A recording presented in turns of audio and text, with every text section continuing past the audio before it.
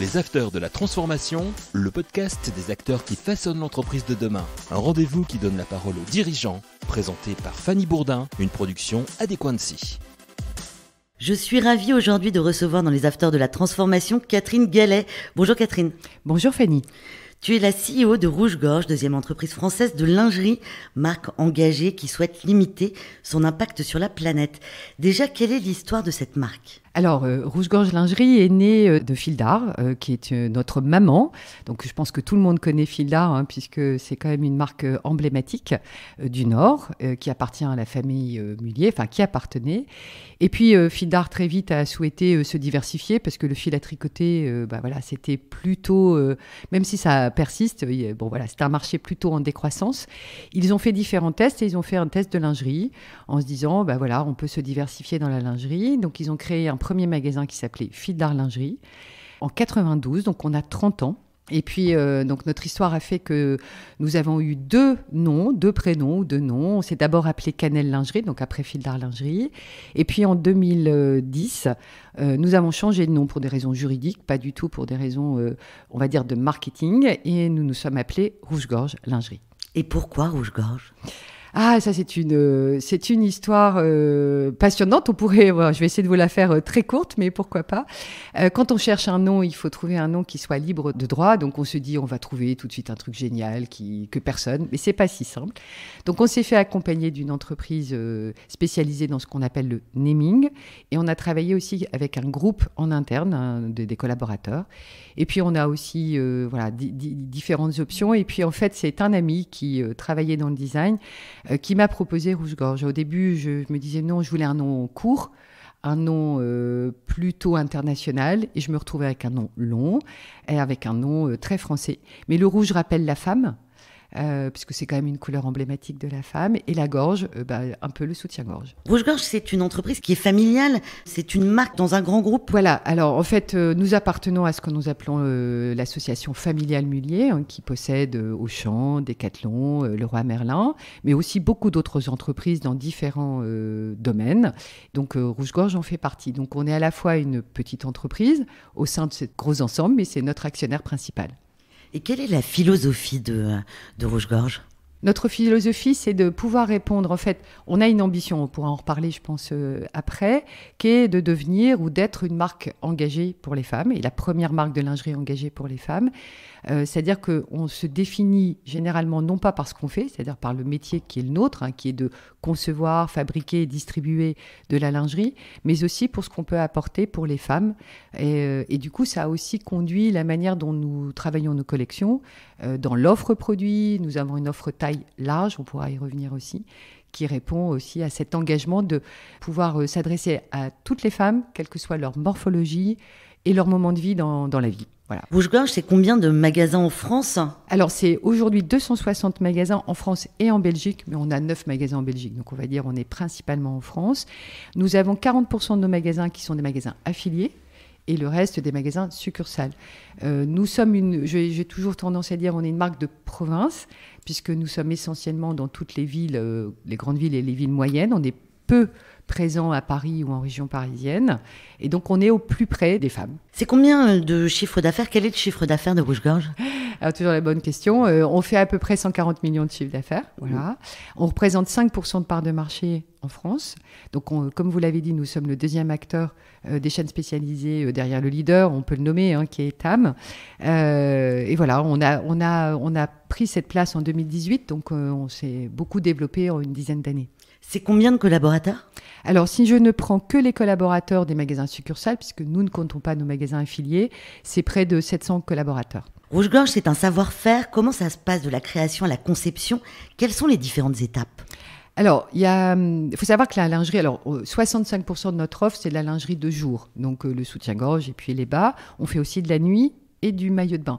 Mais le maillot de bain se rapproche en termes de fabrication de la lingerie de jour. Tous nos produits sont conçus par des stylistes dans le nord de la France, là où est notre siège.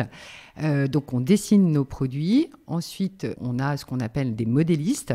On fait fabriquer en Asie, mais pas que, aussi en Italie, au Maghreb, un petit peu en Europe. Mais on aimerait bien en France, mais on pourra en reparler. Il y a peu aujourd'hui d'outils industriels qui nous permettent de le faire. Les outils industriels en lingerie sont partis en Asie il y a quelques années, donc plus difficile. D'accord, c'est incroyable ça. Donc, voilà. Il n'y a plus d'outils, c'est impossible de fabriquer de la lingerie en France, c'est compliqué. C'est compliqué, c'est-à-dire qu'on a quelques ateliers, mais par rapport à des volumes ou à la qualité ou à la corsetterie, c'est plus compliqué. Je ne désespère pas, on ne désespère pas. Il y a quelques ateliers et quelques usines qui le font. Par exemple, le groupe Chantel a encore une usine en France. Il y a encore quelques ateliers, mais on a plus de difficultés à pouvoir fabriquer en France. Et donc, c'est ensuite, pour fabriquer un soutien-gorge, c'est 25 opérations. C'est 25 étapes de fabrication. Oui, tout à fait. Et ensuite, tous nos produits sont essayés sur ce qu'on appelle des modèles vivants, des mannequins, puisqu'il faut travailler toutes les tailles.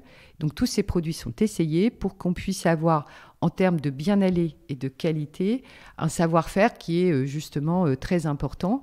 Pour nous, la qualité de nos produits, le bien-aller pour les femmes, quelle que soit leur morphologie, et aussi la qualité, durabilité de notre produit, c'est vraiment des choses que nous travaillons beaucoup. C'est à peu près 2 soutiens-gorge par an qu'achète une femme en France, c'est ça? Oui, en fait, c'est un marché assez résilient, il représente 2,6 milliards. Donc, ce n'est pas un très gros marché comparé au prêt-à-porter. Maintenant, c'est un marché où il est résilient puisque, en moyenne, une femme en France, c'est autour de 100 €. Donc, c'est à peu près 2 achats par an, en moyenne. On va parler des entreprises du retail. Vous venez de m'en parler. En prêt-à-porter, elles vivent une vraie crise. Comment se porte le marché de la lingerie dans tout ça? Comme je vous le disais, c'est un marché un peu plus résilient que le prêt-à-porter. D'une part, parce que la consommation est plus raisonnée par rapport à je pense, au prêt-à-porter. C'est un produit qui n'est pas visible, mais qui est un produit qui s'use. Voilà. On est un peu moins, comme je disais, concerné par la seconde main, mais je pourrais vous en parler. On fait un test de seconde main avec une jeune entreprise, une start-up dans le nord de la France, et on commence à voir que la barrière de la seconde main sur des soutiens-gorge qui ont été lavés, évidemment, et retravaillés, en fait, upcyclés, c'est-à-dire s'il faut les recoudre ou changer un élastique. Oui, une dentelle. Une dentelle. Et on voit aujourd'hui, donc on a 2 magasins test qui ont une offre de seconde main. C'est tout petit. Et ça marche? C'est tout petit en termes de chiffre d'affaires ou de vente, mais je pense que les consommatrices et les clientes commencent à se dire ça peut être quelque chose de possible. Je parle bien du soutien-gorge. Oui, parce que c'est compliqué quand même. C'est quelque chose qu'on porte à même la peau. Voilà. Mais quand vous leur expliquez qu'ils ont été retravaillés, du coup, on est quand même sur un prix de vente entre 19 et 30 €. Donc, c'est aussi une démarche écologique. Ce n'est pas qu'une démarche de prix. C'est de se dire, je peux quand même utiliser un produit différent. Comment Rouge-Gorge se démarque de ses concurrents? Je pense qu'on a souvent ce qu'on nous dit, il y a 2 points de force. Un qui est le produit, on en a un petit peu parlé. Pour nous, c'est très important d'avoir une offre taille. On va du bonnet A au bonnet G avec des tours de ce qu'on appelle les tours de dos très larges aussi. C'est-à-dire on essaye d'avoir une marque inclusive. On n'est pas les seuls, d'autres marques en lingerie peuvent le faire.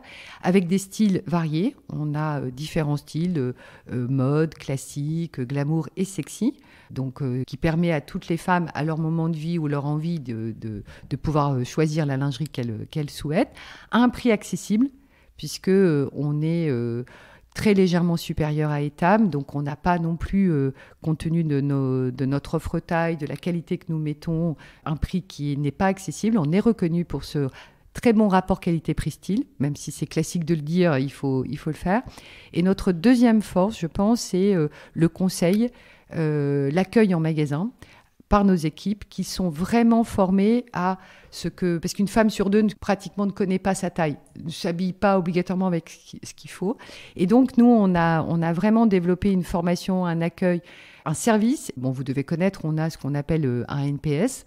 On suit donc le Net Promoter Score qui donne En fait, quand vous rendez un avis client, ça donne des notes. Et nous, on a une note globale sur nos magasins de 75%, qui est très élevée. Vous avez aussi une marque premium, je crois, que vous avez adaptée, qui faisait partie de Rouge-Gorge au départ. Quelle est-elle? Comment ça se passe? Alors, à l'intérieur, je vous ai dit, on a 4 styles. Et donc, dans le style, dans l'un des styles, qui est le style sexy, on a souhaité premiumiser cette ligne sexy, qu'on a d'ailleurs brandée, et elle s'appelle Rose, mais qui va comme les autres produits du bonnet A au bonnet G. Donc, elle permet aussi à toutes les femmes de pouvoir aussi avoir un style sexy si on le souhaite. Et voilà, donc c'est pour elle, c'est pas du tout... on est dans un choix, mais avec des produits plus haut de gamme, avec un style plus haut de gamme, avec des matières qu'on a encore renforcées et avec des fournisseurs très particuliers qui nous accompagnent sur ce type de produit. On va parler des ventes sur Internet. Comment Rouge Gorge aborde toute la partie digitale ? Alors, nous, on l'aborde de manière omnicanale. C'est-à-dire que nous, on ne se dit pas, il y a d'un côté les magasins, d'un côté le digital, parce que vous pouvez aller voir sur le site, acheter en magasin. Vous pouvez aller en magasin et puis après acheter sur le site, ou acheter une première fois en magasin et acheter sur le site après. Donc, aujourd'hui, on a vraiment une expérience sans couture et très omnicanale. Et nos collaborateurs ont cette vision-là. Maintenant, avec le Covid, les ventes sur le digital, parce que pendant nous n'étions pas produits essentiels, donc nous avons été fermés quand même en 2020 et 2021. Pourtant, c'est un produit essentiel. Oui, nous on avait dit, franchement, et puis c'était pas bien choisi ce vocabulaire de non essentiel, parce que c'est pour les collaborateurs qui travaillent dans les entreprises qui sont dites non essentielles, c'était pas très positif. Mais bon, ceci étant, on a plus que doublé notre part de chiffre d'affaires sur le digital. Aujourd'hui, en 2022, on a maintenu notre taux 2021, donc ce qui est pas mal puisqu'il y avait tous les magasins ouverts. Donc on sent qu'on a monté une étape assez importante sur le digital. Oui, mais on sent que les magasins, que les clientes, elles aiment bien quand même revenir en magasin. Voilà. C'est important surtout pour choisir un soutien-gorge. Mais quand même 12%, je crois que vous avez fait. Tout à fait. 12%. D'augmentation. Alors non, on est passé en fait un taux de chiffre d'affaires digital à 12%, notre part de notre chiffre d'affaires total.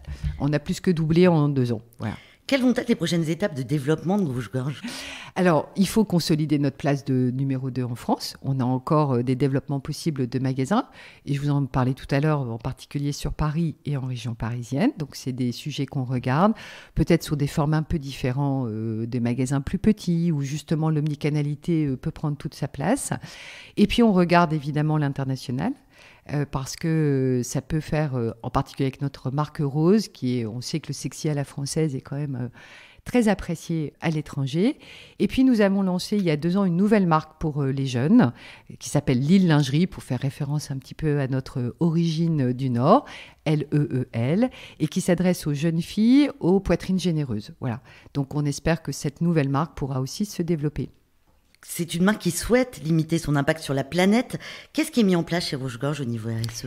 Alors, en fait, dans notre engagement, nous travaillons les 3 pans de l'engagement, que ce soit environnemental, donc la partie impact sur la planète, mais aussi le social et le sociétal. Sur la partie environnementale, il faut savoir que 85% de notre impact carbone vient du produit. Donc, nous travaillons sur le produit. Alors, on peut travailler sur le transport, on n'a quasiment pas d'avion, nous on fait tout en bateau. On sait que le textile est quand même un des plus grands pollueurs. Ah, c'est la deuxième industrie la plus polluante. Voilà, donc on est très clair. Aujourd'hui, nos fournisseurs, parce qu'on parle parfois de l'Asie, mais on fait d'énormes progrès pour accompagner aussi leur impact carbone. Et donc nous travaillons essentiellement sur ce qu'on appelle, alors c'est un jargon, c'est pas tout à fait des matières recyclées, c'est ce qu'on appelle les matières, les preferred fibers, qui permettent, c'est une forme c'est-à-dire de, c'est des matières qui sont recyclées, donc qui ont déjà été utilisées, mais on y fait très très attention parce que nous ne souhaitons pas. En fait, où vous dites, on va faire tous nos produits en matière recyclée. Or, aujourd'hui, la qualité de ces matières ne permet pas la durabilité des produits. Donc, il faut qu'on trouve un équilibre entre, évidemment, utiliser des matières recyclées, mais ne pas faire abstraction de la durabilité de nos produits. Donc, on y va doucement, mais sûrement. Aujourd'hui, on est quasiment à 20-25% de notre part de collection en produits à base de matières recyclées. C'est déjà pas mal. C'est déjà pas mal. On peut faire mieux. Et alors, les autres niveaux de RSE que vous mettez en place ? Alors, on a au niveau social et sociétal, comme on est une marque engagée et on fait de la lingerie, on a pris très vite le segment de la santé, qui est un segment important. Et au sein de ce segment de la santé, on a travaillé la cause du cancer du sein, à la fois en mettant en place, il y a 6 ou 7 ans, et on était les premiers retailers à le faire, une collection spécifique pour les femmes opéré, on a travaillé avec ces femmes, mais on soutient aussi Ruban Rose et on soutient aussi des actions locales. C'est Octobre Rose, c'est ça, voilà. Je crois. Et on a aussi lancé cette année, avec d'autres entreprises du Nord, un collectif pour aider aussi, un collectif Octobre Rose en Nord, pour accompagner des associations locales du Nord sur le cancer du sein.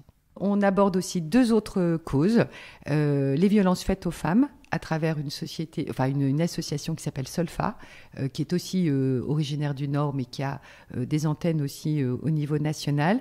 Et nous travaillons avec Solfa et avec le CIDFF pour accompagner des femmes très éloignées du chemin du travail, pour les amener à reprendre contact avec le travail. Et nous le faisons par le biais de mécénat de compétences. La seconde main, vous en parliez tout à l'heure, vous avez mis ça en place dans 2 magasins. Comment ça se passe ? Parce que c'est un peu... C'est vrai que sur des soutiens-gorge, on se dit, mais c'est bizarre de la seconde main sur les soutiens-gorge, mais pourquoi pas ? Pourquoi pas ? Alors, j'étais comme vous, enfin comme toi, Fanny, voilà, en se disant, mais non, il y aura une barrière, ça ne sera jamais possible. Et puis, il y a deux jeunes filles qui ont créé une start-up qui s'appelle Abracadabra et qui récoltent des produits gratuitement, qui sont l'ensemble d'acteurs de lingerie qui veulent bien donner leurs produits. Ils ont une petite entité dans le nord de la France. Ils trient ces produits, ils les nettoient et avec l'aide de couturières, ils les remettent à un niveau qui permette de garder une qualité. Et ils le vendent sur le site. Et nous, on les a rencontrés en leur proposant d'être dans 2 de nos magasins. Donc, nous faisons de la collecte et on vend dans 2 magasins. Si ça se passe bien, là, on était en réunion cette semaine, on a décidé d'un 3e magasin. Et puis, si ça se passe toujours bien, on développera dans l'ensemble de notre parc de magasins. C'est des partenaires, finalement, de Rouge-Gorge ? Oui, alors, parce que on pourrait le faire seul, mais je trouve que s'appuyer à la fois sur des jeunes qui ont cette idée, et puis c'est un travail de collaboration qu'on trouve intéressant ensemble. Alors, il est vrai que sur ce petit corner de seconde main, nous ne vendons pas que du produit Rouge-Gorge. On retrouve des produits de nos concurrents. Mais ça fait partie, je pense, de l'ouverture que nous devons avoir pour l'impact pour la planète. Et justement, des partenariats avec Rouge-Gorge et d'autres marques ou, par exemple, des personnalités, est-ce que c'est envisageable ? Alors, on a, mais je ne peux pas tout dire là aujourd'hui, mais on a 2 partenariats qui vont sortir cette année avec ce qu'on appelle des collaborations. Mais on a aussi, d'un point de vue produit, si ça peut vous intéresser, on a 2 magasins aujourd'hui avec DIM. On a 2 magasins qui sont dans ce qu'on appelle des bistores, où d'un côté, vous avez l'offre Rouge-Gorge et d'autre côté, l'offre DIM, qui est très complémentaire à notre offre, puisqu'ils ont, d'une part, ils s'adressent à la famille, hommes, femmes, enfants, et puis ils ont une collection peut-être plus de permanent ou plus quotidien que ce que nous pouvons proposer. Qu'est-ce qu'on peut souhaiter à Rouge-Gorge dans les prochaines années ? Qu'on continue, j'ai envie de dire, notre développement, mais surtout à la fois avoir un équilibre économique, parce que l'économique nous permet aussi d'investir dans la RSE, et puis de répondre aux besoins des femmes d'aujourd'hui et de demain. D'être à leur écoute, finalement. Tout à fait. Un immense merci, Catherine Gallet, pour ta participation aux Afters de la Transformation. Un grand merci aussi à toutes les personnes qui nous écoutent. N'oubliez pas de vous abonner à la chaîne des Afters de la Transformation. À très bientôt. Les Afters de la Transformation, une émission à écouter et à télécharger sur adequancy.com et toutes les plateformes de podcast.